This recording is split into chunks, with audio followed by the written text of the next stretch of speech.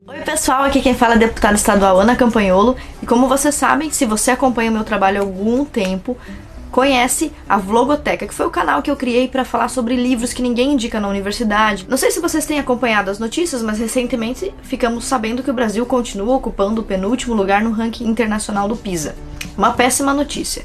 E sobre esse assunto, a editora Kirion lançou um livro do professor John, que conhece o sistema educacional, que conhece a escolarização compulsória. E o professor escreveu esse livro intitulado Emburrecimento Programado, o currículo oculto da escolarização obrigatória. Esse assunto do currículo já foi tema aqui no Brasil, porque recentemente aprovaram a Base Nacional Curricular Comum. O professor John é um super crítico dessa base, porque diz que não existe uma educação unificada, principalmente em países grandes, como Estados Unidos ou Brasil. E ele vai além disso. Ele diz que nem precisa existir uma base nacional curricular comum para que o problema educacional seja nacional, porque já existe um currículo que ele chama de currículo oculto e que é péssimo e que não funciona. No primeiro capítulo, que se chama O Professor de 7 Lições, o professor John explica quais são os piores problemas da educação. São 7 etapas que destroem a cabeça das nossas crianças. E o professor vai falar sobre o método de educação, sobre os métodos de avaliação, o comportamento dos professores, sobre o credenciamento de professores, sobre o currículo, uma infinidade de assuntos. Esse é um livro que ficou super famoso nos Estados Unidos e que convenceu milhares de famílias a tirarem os seus filhos da escola e colocarem um novo sistema, um sistema alternativo de educação. Fosse com tutores, aulas particulares ou conhecido homeschooling, educação domiciliar. E olha só o que disse o Chris de Nova York, um diretor, sobre esse livro aqui do professor John. Paulo Freire deveria ter assistido a algumas de suas aulas de inglês. Ao contrário de quando li Paulo Freire e Nietzsche, ao terminar o Emburrecimento Programado, eu só queria ler mais. Então o livro é muito bom mesmo, é muito gostoso de ler. Eu li o meu em 2 dias. E eu vou falar pra vocês agora quais são as 7 lições que estão emburrecendo as nossas crianças, de uma forma bem resumida. Só pra você ter uma ideia do porquê esse livro é tão radical, tão polêmico e mudou a vida de tantas famílias nos Estados Unidos. Primeira lição que ajuda a emburrecer os alunos é a confusão. Os conteúdos nas escolas, eles são confusos. Eles não têm necessariamente começo, meio e fim,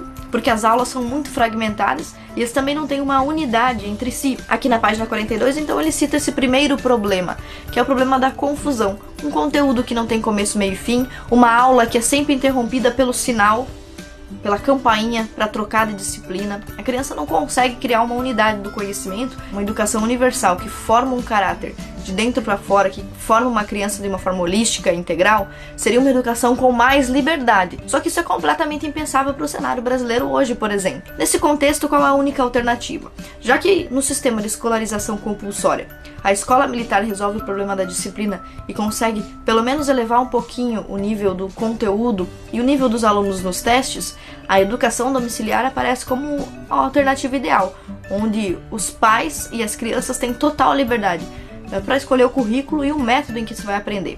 O segundo problema, posição de classe. Olha que interessante isso, aposto que você nunca pensou nesse assunto. Por que a criança tem que ficar naquela cadeira, sentada daquele jeito, e o que significa dizer que cada um tem o seu lugar e não pode mudar de lugar? Imagina você ser submetido desde criança à ideia de que você tem o seu lugar. Saiba o seu lugar. Enfim, se você coloca desde pequeno na criança a ideia de carteiras marcadas, lugares marcados, posições fixas, quem sabe você não está também destruindo o sentimento da criança por inovar, por mudar. O terceiro problema é a indiferença. O aluno tem que aprender a se apegar e se desapegar do conteúdo com uma facilidade incrível.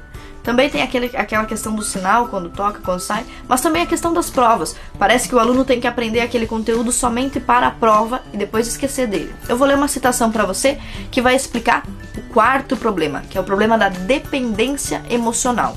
Os alunos estão sempre vulneráveis, ou seja, condição da criança depende o tempo todo de sinais de aprovação de pessoas credenciadas pelo Estado. Não de pessoas que amam essa criança, pessoas que são da família dessa criança. Eis algumas maneiras em que a individualidade aparece. As crianças escapam para um momento de privacidade no banheiro, sob o pretexto de necessidades fisiológicas. Lembre-se você, quando você era aluna, eu sei disso porque eu fui professora. Quantas vezes você pediu para ir ao banheiro? Você nem queria ir ao banheiro. Você só pediu para ir ao banheiro para ter um pouco de paz, para mudar de ambiente. Olha o que o professor diz. Sei que não precisam nem de água e nem de banheiro, mas permito que me enganem porque sei que isso os condiciona a dependerem da minha benevolência. Às vezes, o livre-arbítrio surge bem na minha frente, em grupos de crianças irritadas, deprimidas ou felizes, com coisas que estão além da compreensão e além da sala de aula. Direitos sobre tais questões não podem ser reconhecidos por professores, que lidam apenas com privilégios que podem ser retirados, sujeitos ao bom comportamento de cada aluno. Agora vamos para o quinto problema: dependência intelectual. Nessa parte o professor fala que a receita ideal para o sucesso da coletivização, ou seja, para o fracasso da família e para o fracasso da individualidade, é uma escola cada vez mais dogmática, com mais horas, com mais regras, com mais controle, e ao mesmo tempo uma família cada vez mais relapsa. Você junta essas duas coisas, uma escola dogmática e uma família relapsa, pronto, você acabou com a individualidade. A quinta lição que ensino é a dependência intelectual. Bons alunos esperam os professores dizerem o que eles devem fazer. Aprender, educar-se é um processo voluntário, tem a ver com interesse. Esta é a lição mais importante de todas. Devemos esperar outras pessoas mais instruídas do que nós dar sentido às nossas vidas. E olha o que o professor continua dizendo aqui, página 47. Somente eu, o professor, posso determinar o que meus alunos devem estudar. Ou melhor, somente as pessoas que me pagam podem tomar tais decisões, que eu então executo. Se me dizem que a evolução é um fato e não uma teoria, eu transmito essa informação como ordenado, punindo os transgressores que resistirem àquilo que foi ordenado a lhes mandar pensar.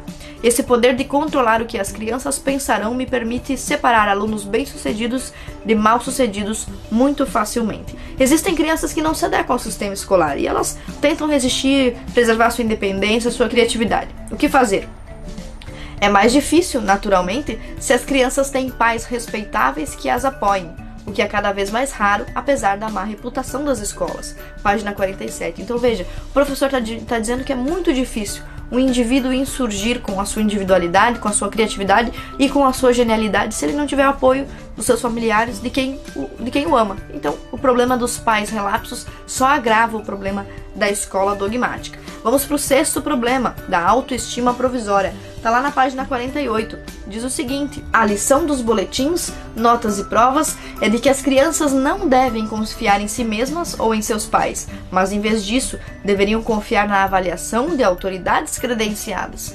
Que absurdo você falar para uma criança que não é o pai ou a mãe ou os familiares ou aqueles que a amam, que sabem quem ela é e o valor que ela tem, mas alguém que foi titulado pelo Estado, pelo governo e autorizado a escrever num papel quem é essa criança. Agora vamos para o último problema que está aqui no primeiro capítulo. Não é possível esconder-se. Como as crianças estão sempre sob a tutela de uma babá ou de um professor, praticamente nunca estão sozinhas para acessar a sua própria genialidade.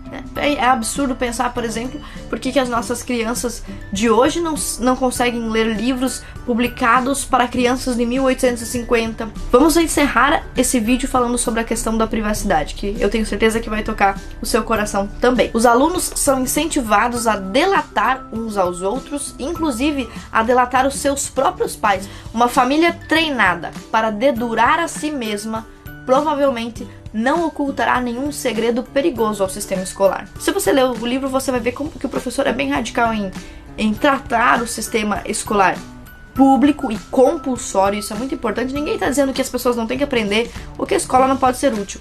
Mas a questão principal para o professor é por que a escola é obrigatória. E cada vez demanda da criança mais tempo, que ela passe mais tempo na escola e mais longe dos seus pais. Então isso foi só um pouco do livro do professor John, Emburrecimento Programado. É um livro super curto, você que é pai e mãe pode ler esse livro em uma semana e eu tenho certeza que vai mudar a sua visão sobre a educação do seu próprio filho. Vai melhorar a relação entre pais e filhos, vai ajudar você a se inspirar para dar mais atenção àquilo que o seu filho aprende e à própria genialidade que as crianças têm, os talentos que muitas vezes são solapados na escola. Então eu espero que vocês tenham gostado do pouquinho que vocês viram do livro do professor John. Muito obrigada pela atenção de vocês.